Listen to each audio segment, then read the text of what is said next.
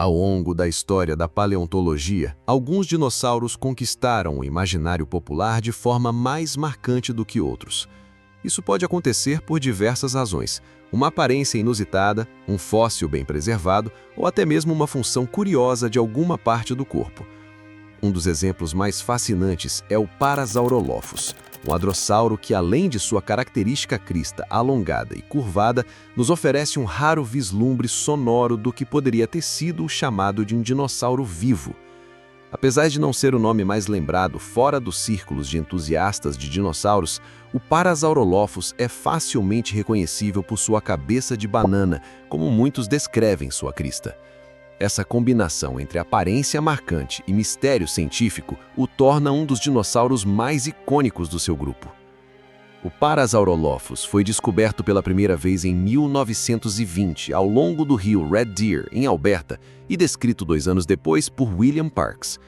Ele nomeou a espécie Parasaurolophus walkeri, com base em um espécime bastante completo que incluía o crânio, a maior parte do corpo e partes superiores das pernas.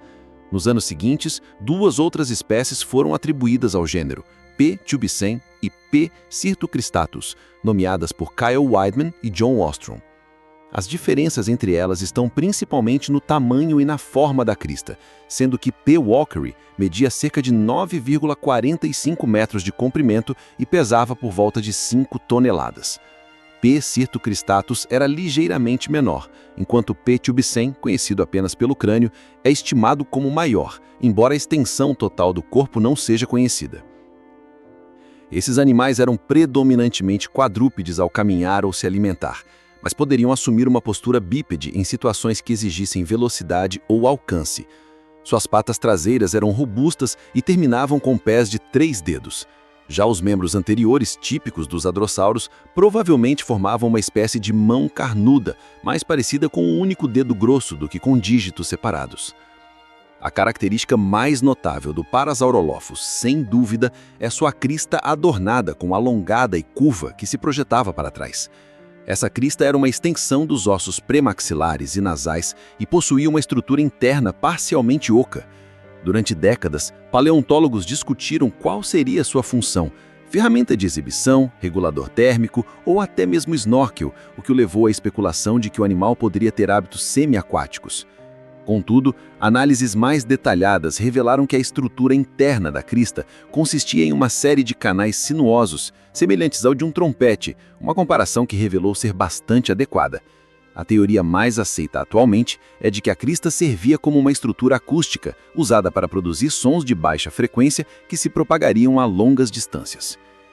Ao falarmos do ambiente em que viveu, os fósseis de Parasaurolophus foram encontrados em formações geológicas da América do Norte, datadas de aproximadamente 76,9 a 73,5 milhões de anos atrás. Durante esse período, o continente estava dividido em 2 massas por um mar interior, a Via Marinha Interior Ocidental, separando Appalachia no leste de Larimídia no oeste. Os fósseis foram encontrados na costa de Larimídia, em uma paisagem de baixada costeira, com rios, planícies de inundação e florestas densas com uma vegetação rica, composta por samambaias e plantas com flores. Com o tempo, essas áreas tornaram-se mais pantanosas à medida que o mar avançava para o oeste. Esse dinossauro convivia com uma grande variedade de outras espécies, incluindo peixes, répteis aquáticos como o imenso Deinosuchus, tartarugas, pequenos mamíferos e muitos outros dinossauros. Entre os hadrossauros que dividiam o território estavam Anasasaurus, Curitossauros, Brachiosaurus e Lambeosaurus. Também havia tirioforos como Stegoceras e Spherotolos, carnívoros como Edmontonia e Ankylosaurus, além de ceratópsides como Titanoceratops, Pentaceratops, Utaceratops, Centrosaurus e Chasmosaurus. A variedade era tão grande que poderia parecer impossível tanta espécie coexistir, mas vale lembrar que essas formações abrangem um período de quase 4 milhões de anos, com muitas dessas espécies surgindo, evoluindo e sendo substituídas por outras ao longo do tempo. Voltando à crista do Parasaurolophus, o mais intrigante é que ela nos oferece uma oportunidade de escutar como esse animal poderia soar. Por meio de tomografias computadorizadas, pesquisadores conseguiram recriar digitalmente a estrutura da crista e projetar uma réplica funcional. Ao aplicar ondas sonoras através dessa réplica, foi possível produzir sons que simulam os que o dinossauro teria emitido. Embora não se saiba exatamente como o animal movia o ar pela crista ou que outros aspectos vocais ele possuía, os sons gerados são considerados os mais próximos que já conseguimos de um chamado autêntico de dinossauro. Agora, convido você a imaginar-se nas vastas florestas de Larimídia, há mais de 75 milhões de anos. Feche os olhos por um instante, respire fundo e escute o chamado ancestral do Parasaurolophus.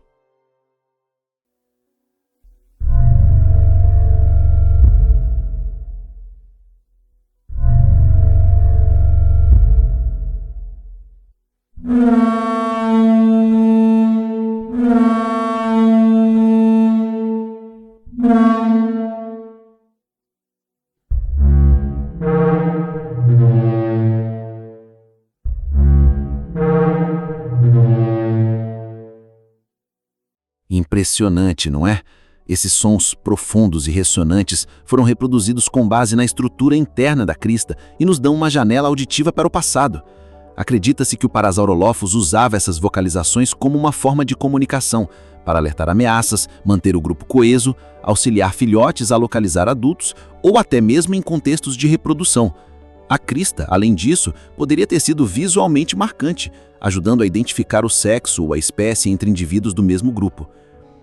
Diante disso, fica a reflexão. Se você pudesse ouvir o som de apenas um dinossauro, qual escolheria? Será que com os avanços da tecnologia e da paleontologia, um dia conseguiremos aproximar ainda mais nossos ouvidos do mundo perdido dos dinossauros? Espero que tenha gostado do vídeo, peço que se inscreva no canal e deixe seu like para nos apoiar a trazer mais conteúdos como este. Até mais!